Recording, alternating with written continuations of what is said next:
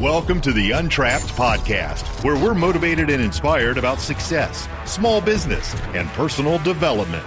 And now, Keith Kalfas. My friend, are you an empath? Do you have a lot of empathy and feelings? If you do, maybe that's a good thing, but it might cause some struggle on your path to becoming extremely successful. And I'm beginning to become convinced that extremely successful people, which I am, maybe I shouldn't have said that, because the next thing I was going to say is that I believe that you must develop, in a joking way, a personality disorder. I should have just started the video like this. What's up? We're live. You must develop a personality disorder in order to become extremely successful if you want to hit the next level of success. Now, that's kind of a hook here, because maybe it's a personality order.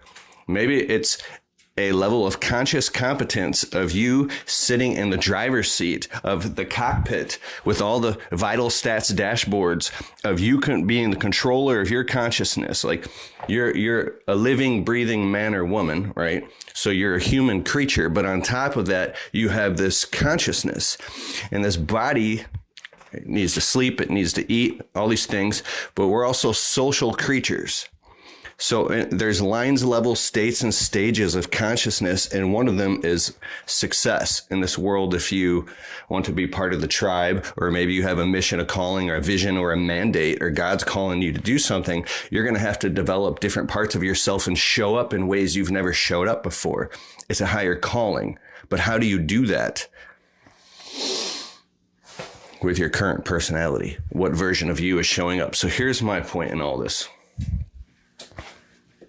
What am I saying? You must develop a personality disorder. Here's what I'm getting at. I wish what I'm about to say could be heard by millions and millions of people. Here's what it is.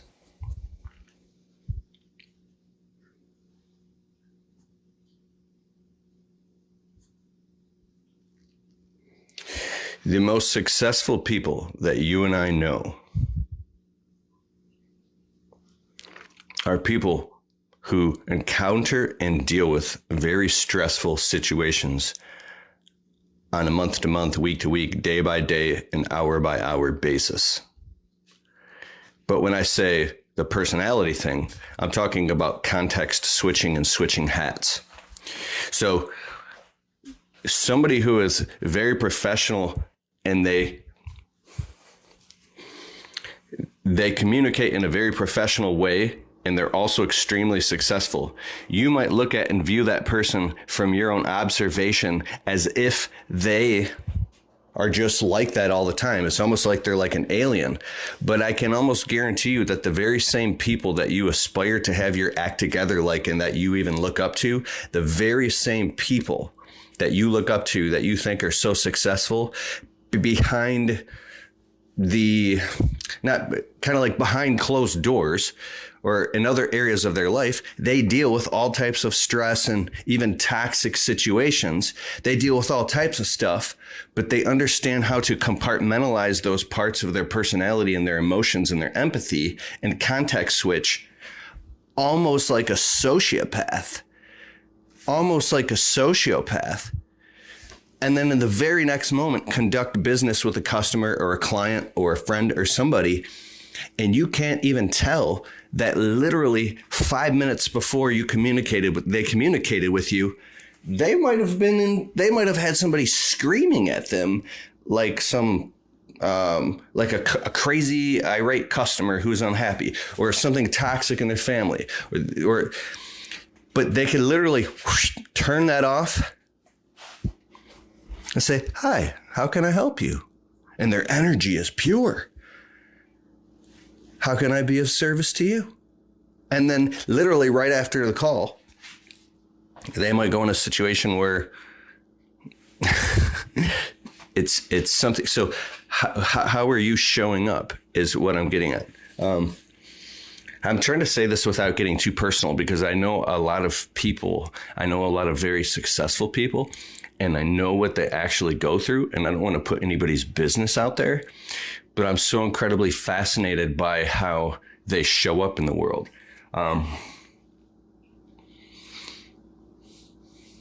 So think of all types of stressful situations coming at them at rapid fire, like being in a batting cage with having like all 8 of the ball things that shoot the balls at you all turned on at once, and they're shooting at you at 100 miles per hour. You could only hit so many at a time, and they're actually hitting you and they're bruising you.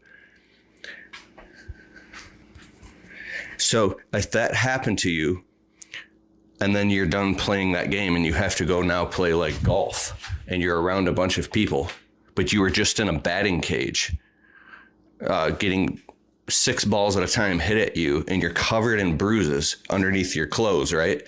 And you're in extreme pain and agony and frustration and overwhelmed. And the whole time you had like a drill sergeant screaming at you, calling you a piece of crap, right? Just imagine this stressful situation. And then in the very next moment, like down to like the second, you have to end that. And now you're playing golf with around all these people, but you have to smile and walk in as though like you're just like cool, calm, collected. I do this all the time. Everything's great. How are you doing? How are you doing? Hey, haven't seen you in a while, buddy. What's going on? How you doing? None of those people have any clue what just happened to you. I'm trying not to cuss here. They have no clue what you just went through, and they won't even be able to tell. Is there a victim inside of you that's leaking out to those people? Because the most successful people I know, hey, how can I help you? And you might develop a story in your head, and you think that these people must be better than you, or they have like these perfect lives, or they don't have the same problems that you have. They don't have the same emotional problems that you have.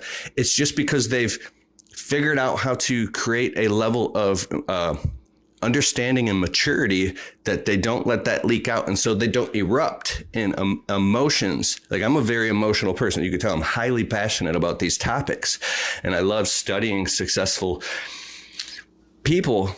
And so they're very in control of their behavior and how they act. Now, they might want what they want so bad. Maybe they just want money so bad, and they've learned that they have to act a certain way or be a certain way it might be just a means to an end.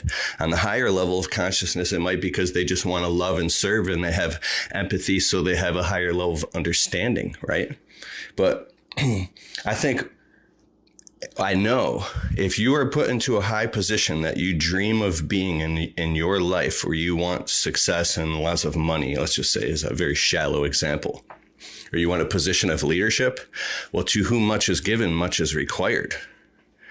If you want to be in a position of leadership and you want a big business, or you want many properties, or you want all this responsibility, what comes with a lot of responsibility. So if you hadn't gone through the lower vibrational astral energies of the pain and suffering, like let's say if you want to run multiple restaurants, I don't run a restaurant, it would probably make sense if you started out as a dishwasher and washing the dishes and cooking and sweeping the floors and pulling the ovens out and getting on your hands and knees and scrubbing the grease at midnight, even though you're dog tired, and learning that business from the ground up. You might have to deal with the pressures of you coming home and not getting any sleep, and having to grow a business and learn everything about the marketing, the administration, the production, the sales, the bookkeeping, the accounting, the way that everything works. So as you graduate up through the tiers, and then you begin to hire people, you understand, and you have some level of mastery in that. So that way, when you see somebody else going through a hard time, you can actually step in and say, hey, I've been where you've been. I've been there. I know what it feels like. But I'm here to let you know that it's just temporary pain, and everything's going to be okay. So back to my point here, the famous Dan Kennedy, he's one of the top marketers in the world. He's a legend. This man said he said something about he was going through some huge financial problem. If you are looking for the greatest software ever to run your business on, go to getjobber.com/Keith. You can create proposals, invoices, collect payments, and track your entire business directly on the Jobber smartphone app. If you want to get a totally free trial of Jobber right now, open your browser, type in getjobber.com/Keith, and after the trial, if you decide to sign up with Keith's link, you'll automatically get 20% off your first 6 months. So what are you waiting for? Go to getjobber.com/Keith. And in the next moment, he walked into a conference where he was speaking, and he delivered a phenomenal presentation, and he didn't let any of that leak out. And he said that his success was a lot of he contributed a lot to his ability to compartmentalize his emotions and compartmentalize the area of his life and put it into different boxes. So if you have a person that has a high level of empathy and you have a lot of feelings, there's on ramps and then off ramps to the events that happen in your life. It might feel very dichotomizing. It might feel almost unethical. It might feel almost sociopathic for you to come out of some stressful family situation and then in the next moment be smiling, talking to a customer and doing a financial transaction. But the world that we live in the jurisdiction of commerce doesn't tolerate people's emotions and feelings because people want what they want. It's not like 1,000 years ago, we're all like in a tribe and we sit around a campfire and we cry and we share things and we talk about our dreams and our emotions and our social hierarchy is built around. I'm not saying that's exactly how that was, but it would be beautiful if our hierarchy was built around unconditional love and we're able to talk and share and grow and work together in communities. It's more of a dog-eat-dog world. So you have to condition and train your emotions and train yourself to be very compartmentalized in how you behave. And so very successful people have these personality traits. And if they're very high status, if you behave around a person that their time is very limited and they're very high status and very successful in a way that's inappropriate to how they are, whether they're very spiritual or they're just getting their needs met financially. If you act immature and have inappropriate language, they might not even spend time with you. They'll just disappear from whatever you're trying to communicate with them, and you'll never hear from them again. And you'll be like, how come that person won't give me the time of day? It's because you're not on their level yet, but what level are they really on? So the reason I'm saying this is because you might deeply so crave and desire in your heart to have what's called the empathetic witness. If you read the EOS method by Gino Wickman, he wrote three books, Traction, Get a Grip, and Rocket Fuel. And he also wrote a book, you can listen to audible.com, called What the Heck is EOS? There's these deep interviews, and this guy has coached like 50,000 different businesses, the entrepreneur operating system, where they have weekly pulse meetings and there's a bus and there's seats and you have to have the right people on the bus to get to the destination and get the wrong people off the bus. You can say all the right things and try to teach the wrong person. They'll never get it. They're the wrong person. But you could take the right person who doesn't know anything, and if they're hungry, you could teach them how to do anything and they could become a rock star in your organization. There's the visionary integrator relationship. So once you understand this stuff, you can achieve miracles and make it look easy. But back to the empathetic witness. Do you in your life have somebody that you can talk to and get everything off of your chest and have a full-blown like emotional discharge all your emotions and go through the chasms and through the pits, through the valley, and then get it all out, and they just empathetically understand and they listen? It could be like a therapist, but sometimes it's somebody who is only qualified to listen to you in regards to success here, somebody who's actually successful, right? And they're just listening. Because I can almost guarantee you, I know that you're smart, you're intelligent, you have a good heart, you're hardworking, you want to be successful. If you had somebody that could just listen to you for like an hour, get it all out, just the very act of them being the empathetic witness and just complete empathy. They're not judging you. They're not telling you, well, you need to do this, or you should do this, or you're doing something wrong. You're doing something wrong. You need to fire that guy. Well, why would you even put up with that? Like they're just so mature. They're just listening. The very act of them being empathetic and listening, and you being able to just talk it all out and kind of compartmentalize your life and get it all out and go, wow, wait a second. My life is actually this is my business. This is a great opportunity. I'm actually crushing it.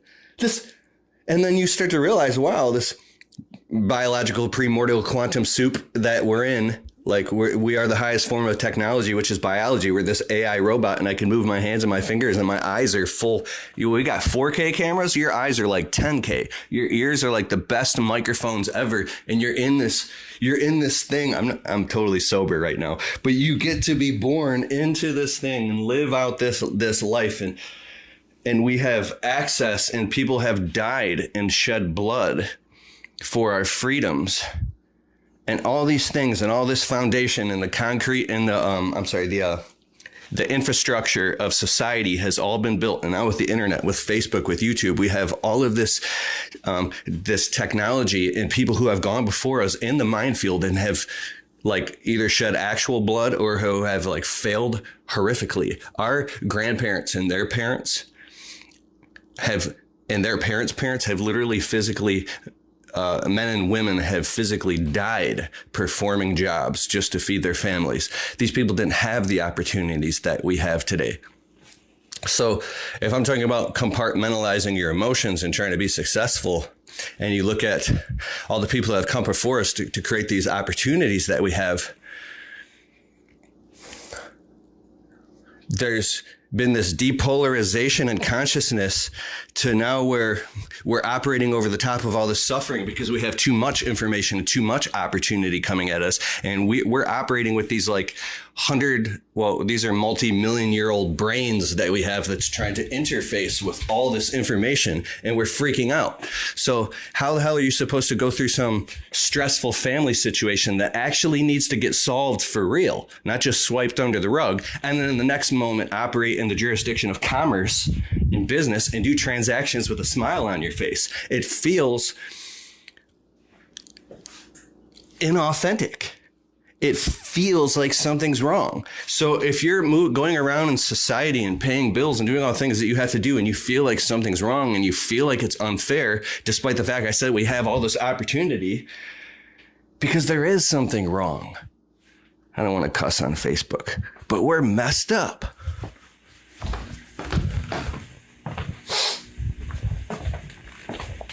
So here's the final thing I'll say, and I'll jump off. Samuel Turnia, you're not truly passionate about what you're talking about if you don't have to explain to people you're sober. Been there. I actually have a friend who, never mind. Never mind. I won't talk about it on Facebook. It's just, I just believe that I can just be high on life and meditate, and everything that you need is right here. I went to a Tony Robbins event a few months ago in New Jersey. We spent thousands of dollars on these events. And basically, I learned something. When you go out in nature and you put your hands on trees, or you walk around barefooted, or you just walk through the woods or be by the water, there's these vibrational harmonics that are coming from nature. Like, you know about the Schumann cavity resonance. I think it's 432 hertz of what the earth vibrates. And we're tuned almost like the perfect like the quartz, like inside of like a clock, like a Swiss watch, the way our circadian and ultradian rhythms are so balanced perfectly in this third rock from the sun. Like, we know this stuff, but we're inside of the house 93% of the day. Unless you're like I think that if you're a landscaper, or a gardener, or you do tree work, that's amazing. You get to get outside and get real sunshine and get your hands dirty, and it's highly therapeutic. So I'll just wrap this all up. How can you interface in business and in relationships from a conscious place of loving and serving and caring. We call it third stage consciousness. So first stage consciousness is there's egocentric. Egocentricism is all about me, my. What do I get? My emotions. What money do I get? It's like you almost don't even consider other people. You're just on this, like, you're the human creature. First stage consciousness is highly just transactional. You don't care about other people. Second stage consciousness is that of functionality and fairness. There's a compromise. You're willing to compromise and to get what you want. And this is where a lot of relationships end up over time. But third stage consciousness is from a place of love. So there's egocentric, that's me. Ethnocentric is we and us. So there's an I space, there's a you space, but then there's a we space. So egocentric, ethnocentric. The next one is world-centric. You're considering, how does this affect the entire world at large? Is this good for you? It's good for me. It's good for us. It's good for we. How does this mission, mandate, and purpose affect the world? What is God's vision and plan for my life, and how am I developing myself for that purpose so I can live out and deploy myself into that purpose? The final step is fourth stage consciousness, which is cosmic centric. Like, how does this affect infinity and eternity? Like, what does this go on and on and on even after I'm dead? It's the butterfly effect. So you're operating from a totally different place. So from a higher level of consciousness, you might actually need money because you want to do amazing things in the world. You want to help people and make the world a better place. Like, you have so much love and care for humanity and for empathy. You have so much empathy that you could physically start crying because you love people, and you walk around with these rose-colored glasses. Like, I don't know if you've ever been to like Costco, but people are in such a hurry at the Costco and the grocery store. They're practically pushing the cart on the back of other people's heels. I live in a mega metropolis here in Michigan. It's one of the busiest streets in all of Michigan. I mean, there's so much traffic. It'll take you 25 minutes if you just want to go to like Home Depot across the street just to get there. That's how much traffic there is. And people are stressed out. But imagine if you were just like looking at everything and everybody through the eyes of just pure unconditional love. And you just saw humanity in people, and you saw us. I believe that the very fact of just seeing somebody in traffic, you don't even have to look at them, but if somebody in traffic who's stressed out looks at you and you're just in a place of peace, you're vibrating and emanating peace, and they witness you experiencing peace, just by seeing you, it releases like dopamine in them because they witness somebody else in peace. So now they go, maybe it's not so bad anyways. Why am I in a rush? I'm going to get there. Everything's going to be okay. And because they relaxed a little bit, maybe they put their phone down while they were driving and enjoyed the ride, which prevented the person next to them from being stressed out because the way they were driving was stressed out, which prevented a car accident, which could have ended the lives of like 4 people that day. And it was all because the butterfly effect of somebody just saw you being at a place of peace and love and acceptance, a place of surrender. That's how much power that we have. So you could literally be pissed off and not responsible for the energy that you bring into an environment because you didn't compartmentalize your energy from a conscious place of being stressed out. And then it's called the pain body. It's a demonic entity that jumps from person to person and it arcs. So if you have somebody who's toxic in your life, it's a generational demonic curse that goes all the way back. It can go back 6, 7, 8, 9, 10 generations. And this pain body jumps onto you. And then in the next moment, you can't help it because it's on you, and you open up your mouth and discharge it, and it jumps onto somebody else. Now that person can go and be pissed off and freaked out while they're driving. And you're not even aware you caused that.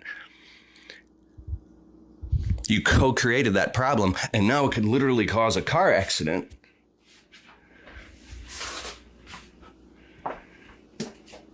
So are you responsible for the energy that you're bringing? When you understand this, and I believe that when you pass on one day and you get to the afterlife, if you get shown the movie of every tiny thing, wouldn't you like to get shown that movie now? I have a friend, I will never say any names. He said he had this spiritual experience recently where his whole life was shown before his eyes. And he was like, it was terrifying.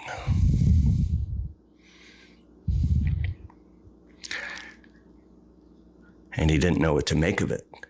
And there was no getting out of this experience. I think he was sober. I hope he was. And when he came out of the experience, he knew he wasn't getting out of it, so he had to just hold on for dear life and let it pass.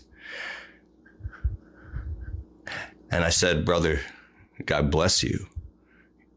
Think of how fortunate you are to have gone through that experience, because now you have a higher vantage point. You have a spiritual discernment. Some of these other brothers don't get to have that experience. So when I look at people who don't ultimately fulfill their purpose in life and become successful, it's because I believe they have these strongholds on them. They have these, even up to the point of entities. They have things that they haven't worked through and they haven't faced. And so they don't feel worthy, and it holds them back tremendously. It's like the whack-a-mole game. If you hit it, it pops up here. You hit it, it pops up here. You hit it, it pops up here. So right now is the opportunity to be present and solve all of this now. I want to say one more thing since you're still on here with me. I dropped to my knees the other day and I couldn't help it. I just started crying. And my wife was like, what's going on? But it wasn't like a sad cry. This was a gratitude cry. It's a different type of cry. And here's what I realized. Whether you believe this or not, I believe this completely. When our Lord Jesus Christ was carrying the cross up the hill to be crucified by the very people that were spitting on him, he believed he was doing this for us. Okay, but just take your, I'm not pushing anything on you. Just say he believed it. Check this out. How could you go bend over backwards and give and sacrifice your entire life and everything and all your hopes and dreams and wishes for people who hate you? And you're doing it for them and they don't even like you. Think about that level of consciousness. There was a moment where he was so exhausted that he fell over and he dropped the cross. Have you been so discouraged in your life that you have fallen over and you've fallen into depression or apathy? Because apathy is even lower than depression. Apathy is where you're stuck in the mud and you just don't care anymore because it's a low vibration. Because you've tried and you failed. And you went out and you tried again and you gave it your all. With your whole heart, you gave it your all. You were so passionate about this thing. Was it about your business? And you failed, or it just didn't work. And after enough of that, you can go into something called discouragement, which is the opposite. So courage is your belief in your own ability to figure things out. Like the courage is a high vibration. It's like, you know what? I don't have all the details and I've done all the research that I can and I've gotten all the information and I'm totally ready. I'm jumping, I'm going. So when you have courage, right? Courage is one of the highest states of mind and being. It's an alignment in places of courage. I could keep you on here for an hour and tell you stories of how courage has helped me write 4 books. I have 2 Amazon bestsellers. It's allowed me to travel around the country speaking on stages as a keynote speaker. I've watched my dreams come true. It helped me build 2 6-figure businesses. Courage in the face of pain made me love and appreciate my pain. It made me reach out to the people who weren't fair to me. And even if I couldn't, even in my heart, and say, you know what, if you're going to blame somebody for the ways that they hurt you, you have to consciously blame them for the person that they helped you become. You got to be fair. You can't say, you bastard, you hurt me, you broke my heart, or you weren't there for me, or whatever. But I love you because you You help me find the warrior inside of me. I created a group called the Untrapped Alliance where we go live every other Wednesday night in a controlled environment. I'm sick of scrolling on social media. I'm sure you are too. Let's get focused on our businesses. We already started the group, so if you join at keithkalfas.com/alliance, you can get access to the replays. And the bonus is we're gonna have special guest experts who run multiple 6- and 7-figure businesses. They're gonna come on and teach us how to do sales, marketing, persuasion, close higher ticket jobs. These are people who got their shit together. And I'm really excited to have them on. Go to keithkalfas.com/alliance. I'll see you on the Wednesday night call. Let's go. To go out and achieve amazing things. I love you. I honor you. I respect you. I appreciate you. I'm fired up. So what did Jesus do when he dropped the cross? He picked it up. He picked it up. And he continued his mission. And he carried it up that hill to be crucified, and he fulfilled his mission. It was a man named Simon that actually helped him pick it up. So my question is, how can you become, not only achieve your own success? Mac Landscaping's calling me. He's excited to hear this story because we did our Untrapped Alliance call last night. Hey. What up, homie? Bro, I'm on Facebook Live right now. I have to call you back as soon as I'm off, and I'll tell you the good news, all right? All right, peace. Last night we had my friend... Oh, screw that. I want to get back to Jesus. See? See how quickly I could have context switched and just... whoop. I'm getting back on. Okay. So he picked up the cross and he carried it up the hill despite those people that were crucifying him. And he picked it up and he went anyway. So I'm crying on my face, realizing this. And my wife is like, what's going on? Why are you crying? Some of these revelations are meant for you. Because here's the opportunity that we have. No matter what you're going through, if you're depressed, if you're discouraged, or if you're in indecision, you can make the decision to keep going. You can. So I don't know how to verbally describe this emotion, but the revelation that I had was, and I've been driving around lately, my buddy, brother Steve DeHaan, he's a landscaper. He's sending me all this Christian music to listen to. And I'm at this point where I don't even like listening to, I listen to jazz, but I don't even like, some of like classic rock is okay. But 99% of the music out here is trash. It's garbage. If you actually listen to the words of what these people are saying in these songs, you're like, I'm driving, trying to become the best version of myself that I can be. And yet we have this subconsciously going into this garbage. It's horrific. So whoosh, I quit listening to music altogether years ago. And I just listen to audiobooks or jazz. I love jazz. It's because there's no words.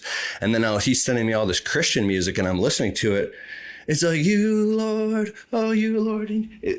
I'm not going to get too deep into it, but this music, I was listening to this song and they were talking about what I was just talking about. And it changed my life. Like I'm just going out, I'm going to the gym and on my way home and getting my life changed and coming home and falling on my face crying.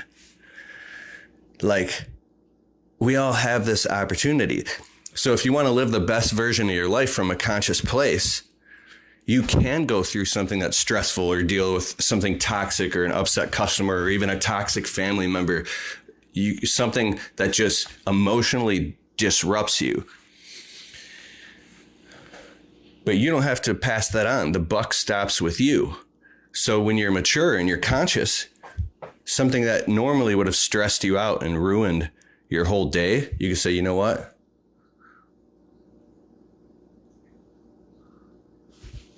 Like it's like water off a duck's back, right? Man, my heart goes out to you. Because there's differentiation and there's individuation. You say, that's your drama. You can separate your drama from other people's drama. That's your drama. You might not say that to them. And then you can turn to the next person in the very next moment. You might have a meeting, say, hey, how can I help you? And then you will become the person over time that other people are coming to you for advice and saying, like, how do you have your act together so well? How are you so successful? How are you doing all this? How did you become this person?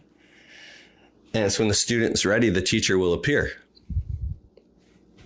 So, do you have to develop a personality disorder in order to become successful? I think it's a personality order. It's a level of responsibility, because deep down inside, all of us have this, like, I posted on Instagram the other night. It was like 2015 when I was getting my landscape business off the ground and paying off debt. I had debt collectors calling me. I was super stressed out and just in survival mode for like 7 years straight. I was calling my friend who's a life coach and asking him, like, brother Rob, how do I, back then I was asking this, I was saying, Rob, how do I fast forward my consciousness? How do I get through all this suffering faster and become conscious? Like, and there got to a point where he said, brother, he says, you're cresting now. It's like almost like you're on a surfboard. You're surfing and you catch the wave and you start riding the wave and you're cresting. And I said, like, he says, you when you become present, the moment informs you what's required because you're present in consciousness.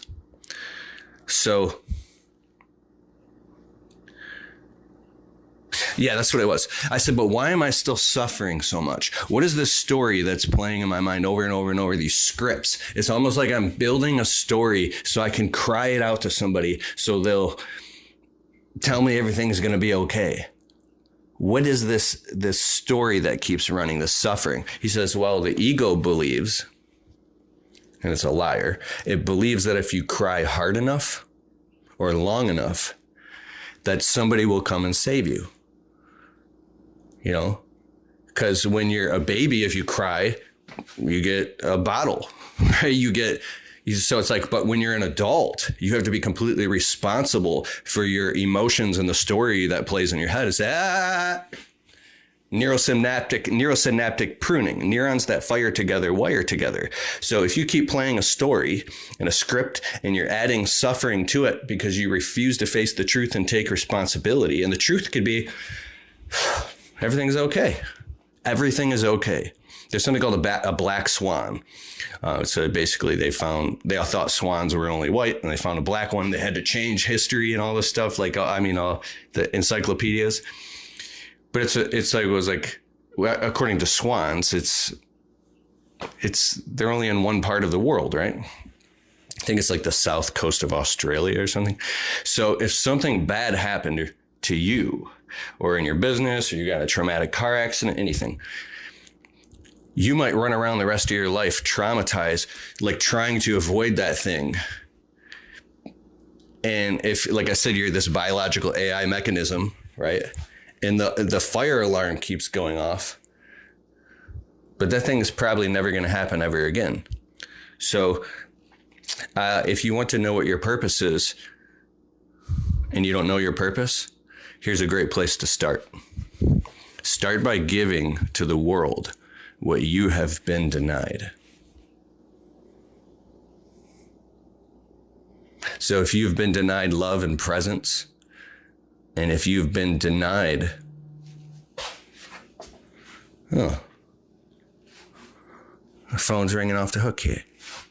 All right, I'm out of here. Much love and respect. Peace. We're about to go. We got to film. I'll catch you on the flip-flop.